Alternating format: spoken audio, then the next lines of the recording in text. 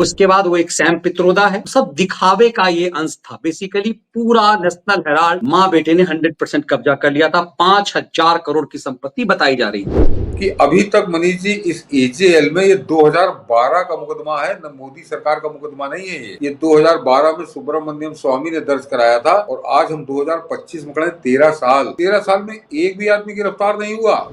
और ये इस नेशनल हेराल्ड घोटाले में ये भी नामजद है। इसके खिलाफ भी उतना ही मुकदमा है जितना राहुल गांधी सोनिया गांधी के खिलाफ है। और ये 2015 से जमानत पर ये भी है, ये भी जमानत करके बाहर है। तो याद करिए कि जब 2014 में प्रधानमंत्री मोदी प्रधानमंत्री बने थे तो उन्होंने उस लक्ष्मी विलास पैलेस होटल की सीबीआई जांच के आदेश दे दिए थे प्रधानमंत्री बनते ही। फिर आज एक और बड़ी खबर आई है ईडी से। ईडी ने आज माँ बेटे की लगभग 700 करोड़ रुपए की संपत्ति जब्त कर ली। मतलब जो नेशनल कांग्रेस पार्टी का था, इन दोनों ने अपना बना लिया। एक चंपू था मध्य प्रदेश का मुख्यमंत्री, हुचकू मर गया तो उसकी भी हिस्सा जो है ये 38% में वो भी लिया। ऑस्कर फर्नांडिस मर गया तो ऑस्कर फर्नांडिस के बच्चों को नहीं जाएगा, वो भी इन्हीं लोगों के पास आ गया। शर्त यही थी।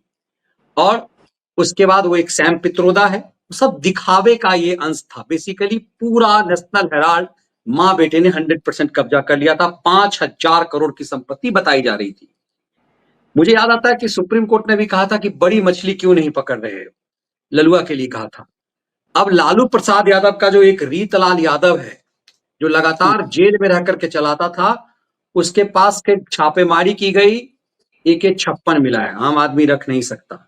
सोचिए 2005 से नीतीश कुमार की सरकार है और आज भी इस रीतलाल यादव का के खौफ से, मतलब ये ऐसा दाया बायां हाथ था लालू प्रसाद यादव का कि ये MLC जेल में रह करके था, जेल में रह करके अपहरण फिरौती सब कुछ करता था।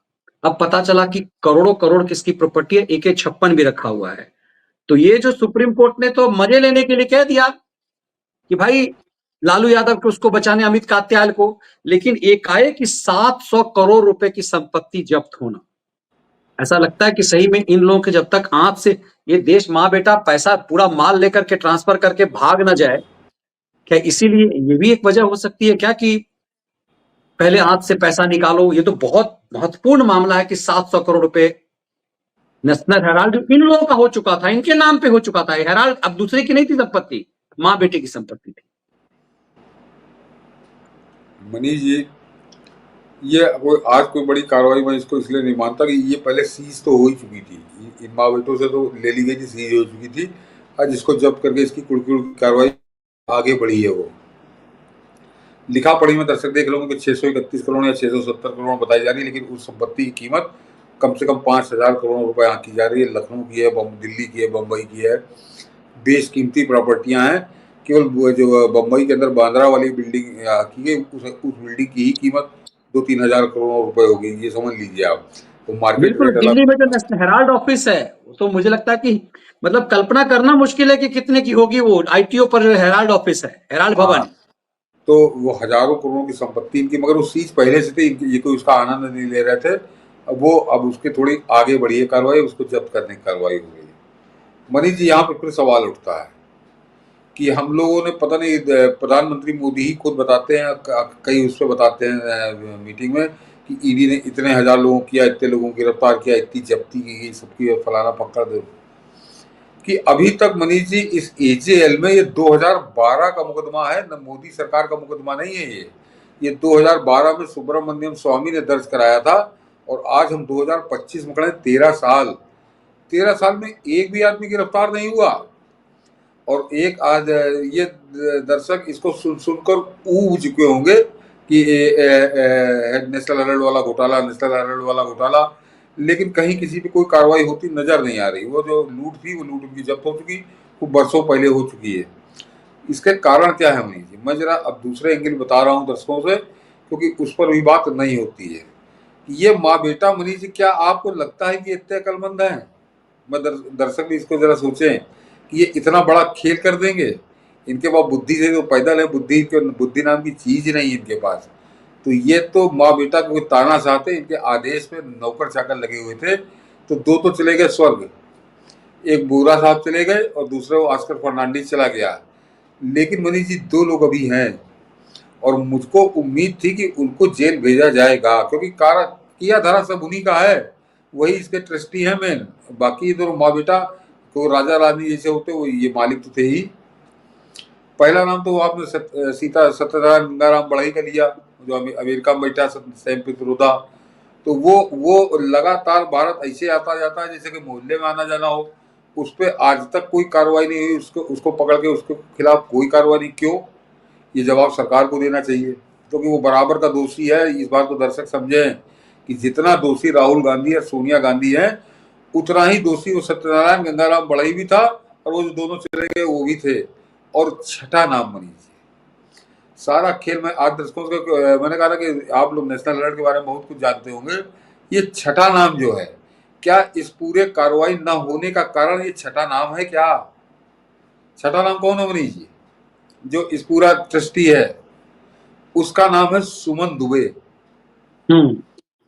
सुमन दुबे, उसको बताते हैं कि आपने सुना होगा कि ये जो है राजीव गांधी के साथ पढ़ता था कभी दूध में, और राजीव गांधी का बड़ा दोस्त था। ये बिल्कुल सारी बातें सही हैं कि राजीव गांधी दोस्त था, सब कुछ था, लेकिन इसकी रिश्तेदारी क्यों नहीं बताते हैं कि ये रिश्तेदार किसका है?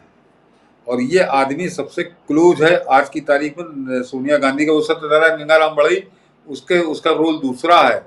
ये आदमी कभी सामने नहीं आता, ये कभी आपको टेलीविजन पे नहीं दिखाई देता, कभी अखबार में लेख नहीं लिखता, लेकिन सबसे क्लोज आज की तारीख में सोनिया गांधी का यही आदमी है, सुमन दुबे। और ये उस ट्रस्ट में है, और ये इस नेशनल हेराल्ड घोटाले में ये भी नामजद है। इसके खिलाफ भी उतना ही मुकदमा है जितना राहुल गांधी सोनिया गांधी के खिलाफ है। और ये 2015 से जमानत पर ये भी जमानत करके बाहर है, लेकिन उसके बाद इनके खिलाफ कार्रवाई क्यों नहीं हो रही? ये इसका दूसरा रिश्ता समझिए कि ये और अरुण शौरी बड़े भारी दिग्गज पत्रकार, बड़े ईमानदार पत्रकार, उनका सगा साड़ू है। ये समझिए दोनों की बीवियां बहनें हैं। और लेकिन अभी इतने शांत मत हो जाइएगा, अभी आगे कहानी और बताता हूँ कि क्या कनेक्शन है दोनों का। नेशनल हेराल्ड के बहाने आज कोई जिक्र चल गया कि अरुण शौरी जिस समय अटल जी की सरकार में मंत्री हुआ करते थे, विनिवेश मंत्री, वो कि ये बेच दो वो बेच दो, दुनिया भर के बेचने के जब धंधा कर रहे थे, तो उस समय उदयपुर का लक्ष्मी विलास होटल जरा नाम याद कर लीजिएगा, लक्ष्मी विलास होटल, उसको 7.5 करोड़ रुपए में दिल्ली के एक बिजनेसमैन को बेच दिया गया था। और ये विनिवेश मंत्री अरुण शौरी महोदय थे, उनके समय में हुआ था। अभी पूरा कनेक्शन आपकी समझ में आ जाएगा नेशनल हेराल्ड का, कि 7.5 करोड़ में लक्ष्मी विलास पैलेस की होटल पूरा बेच दिया गया था। और उसी समय मनीष जी उस लक्ष्मी विलास पैलेस की जो मूल्यांकन हुआ था, तो होटल छोड़ दीजिए, वो पूरा महल बना उसको छोड़ दीजिए, वो तो राजाओं के समय का महल है। उसकी जो जमीन थी, जितने हिस्से में वो बना है, उस जमीन की सरकारी सर्किल रेट से कीमत 151 करोड़ रुपए थी। इसको जरा समझिए कि 151 करोड़ रुपए जिस जमीन की कीमत थी, उस पर बना वो आलीशान होटल 7.5 करोड़ रुपए में दिल्ली की एक बिजनेसमैन को बेच दिया गया था। लेकिन इसका खेल जरा समझिए कि आपने अटल बिहारी वाजपेयी के लिए कि ये कफन चोर है और उसमें पैसा खा गया, तहलका वाले में पैसा खा गया, पूरी अटल जी की सरकार को सबको गाली।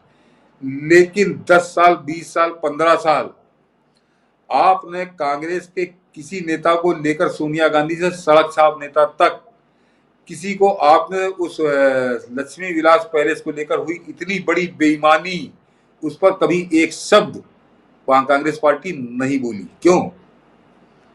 जरा कभी कुछ चीजें राजनीति की ऐसी होती हैं जो बोली नहीं जाती हैं, वो सामने चिल्ला कर अपना सबूत खुद दे रही होती हैं। जो लेंस लेकर ढूंढ रहे थे, पूरा तहलका की टीम लगी हुई थी, वो सामने ढूंढ रही थी क्या पावे, क्या अटल जी को गाली दे, अटल जी की सरकार को गाली दे। लेकिन इतना बड़ा कि 151 करोड़ की जमीन 7.5 करोड़ में दिल्ली के एक होटलियर को दे दी गई। और मनीष जी, उस होटलियर का नाम भी आप जानते हो, कांग्रेस का बड़ा करीबी था, सूरी साहब, उन्हीं के पास गई वो। तो कांग्रेस ने कभी इस पे बात नहीं की, ना उसने कभी अरुण शौरी के खिलाफ कुछ बोला, ना उस सौदे के खिलाफ कुछ बोला, ना इसको हुए इतने बड़े घोटाले के खिलाफ बोला। तो ये पूरा एक परिवार है, भ्रष्टाचारी परिवार। हम भ्रष्टाचारी परिवार और हम एक दूसरे पर आंच नहीं आने देंगे। और याद करिए कि जब 2014 में प्रधानमंत्री बने थे तो उन्होंने उस लक्ष्मी विलास पैलेस होटल की सीबीआई जांच के आदेश दे दिए थे प्रधानमंत्री बनते ही। और उस समय कैसा अरुण शौरी आग बबूला हुए थे कि घूम घूम कर सारे चैनलों पे नरेंद्र मोदी को लगातार गरियाना उन्होंने शुरू किया था। लगातार वो यशवंत सिन्हा को आपका बिहार वाला और अरुण शौरी दोनों ठेका लिए हुए थे कि नरेंद्र मोदी को जितना गरिया सकते हो उतना गरियाओ। लेकिन उस लक्ष्मी विलास पैलेस होटल के सौदे में बात ये नहीं कर रहे थे। लेकिन वो है कि प्रधानमंत्री मोदी ने आदेश तो दे दिया, लेकिन सीबीआई पता नहीं अभी तक कौन सी घुइयां छील रही है कि 2014-15 से अभी तक उसका कोई रिजल्ट नहीं आया। तो या तो प्रधानमंत्री मोदी बड़े दयालु हो गए, कृपालु हो गए कि अब बुढ़ा मर रहा है, चलो अब इसको जाने दो, इसको आखिर में क्या कहें, या फिर वो अटल जी की सरकार के समय इसने कुकर्म किया था। जो भी कारण रहा हो वो फाइल आज तक दबी ही हुई है, उसके बारे में कहीं कुछ मालूम नहीं। लेकिन क्या अरुण शौरी का वो करेक्शन कि सुमन दुबे इसको को भी इसमें बचाया जा रहा है क्या, तो ये कई सवालों के जवाब हैं। और ये जो ये कार्रवाई हुई है, मैं न्यूज चैनलों की तरफ बहकता नहीं हूँ कि मार कोई ऐसा कोई आफत हो गया, कोई बड़ा क्रांतिकारी कदम हो गया। कोई क्रांतिकारी कदम नहीं होगा। बोरा मर गए, ऑस्कर फर्नांडीज मर गए, अब सोनिया गांधी के मरने का इंतजार है। उसके बाद हिंदुस्तान की जनता ढपली बजाएगी। हाँ, ये जरूर है कि जो इन्होंने लूटा था 5-6 हजार करोड़ वो मोदी सरकार ने जब्त कर लिया, अब वो देश के काम आएगा। बस इतने में ही हमको आपको संतोष करना पड़ेगा। इनके खिलाफ कोई कार्रवाई होगी, इनको कोई जेल भेजा जाएगा, तो मुझको कतई कोई उम्मीद नहीं है।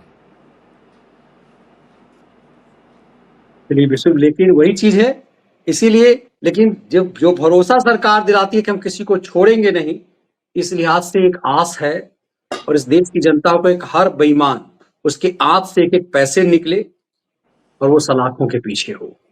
उम्मीद पवनी जी दुनिया कायम है, उम्मीद तो हम भी कायम है, लेकिन फिलहाल इस उम्मीद तो मैं कतई कायम नहीं कि ये सरकार राहुल गांधी या सोनिया गांधी को जेल भेजेगी। ये मैं दर्शकों से बता दूं, बाकी आप लोग उम्मीद कायम है, उम्मीद जिंदा रही है।